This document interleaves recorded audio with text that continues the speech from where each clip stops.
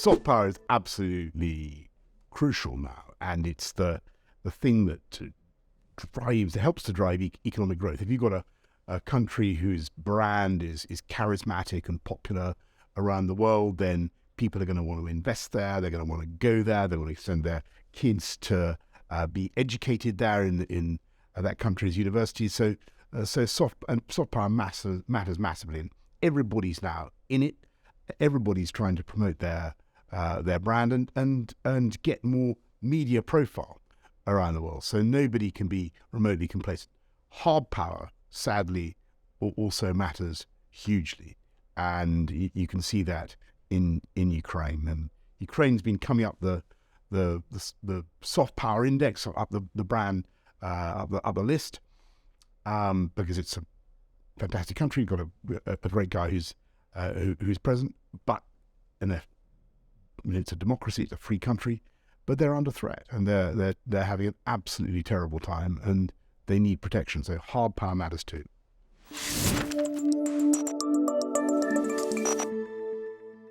It is very, very important that countries around the world understand the benefits to them of cutting CO2 and of helping of us working together to tackle climate change.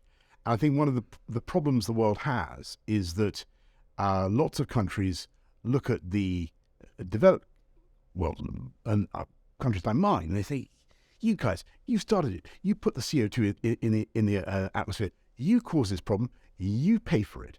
And so we have to think of a way of motivating, incentivizing, helping those countries to tackle climate change and to be sustainable. They want to do it, and I think the way to do it is to try and leverage in with international finance, with the multilateral development banks, leverage in private sector investment in those countries so they understand that going green means green jobs and green growth.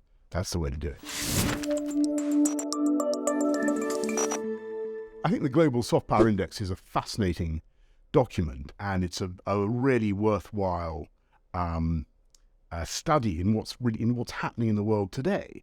And what I find interesting is, I'm glad that some players like Russia are down. They deserve to be. I'm glad to see Ukraine shooting up. I think there are some very interesting stories. I think the story of UAE is fascinating. That's a tiny country, relatively speaking, but with an immense brand now, or an immense influence. And I think what they're doing in things like space exploration is clearly having a big kind of impact around the world. Everybody's paying attention to UAE.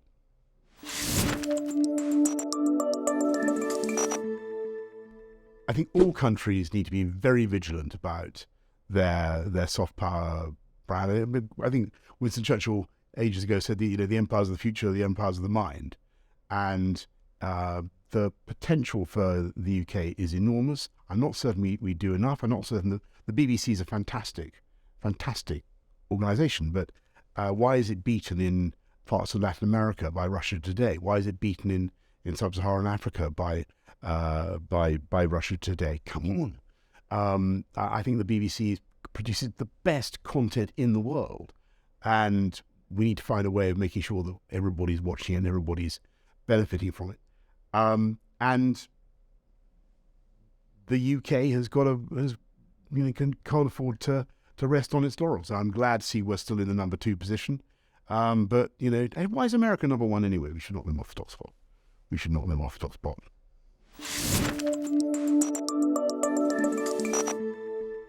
It's been a real education to be here today, the Brand Finance Soft Power Summit, and to have some very interesting discussions about soft power and its vital importance. It clearly is becoming a bigger and bigger economic and political factor, and that's a good thing. Tragically, we still have too much hard power around.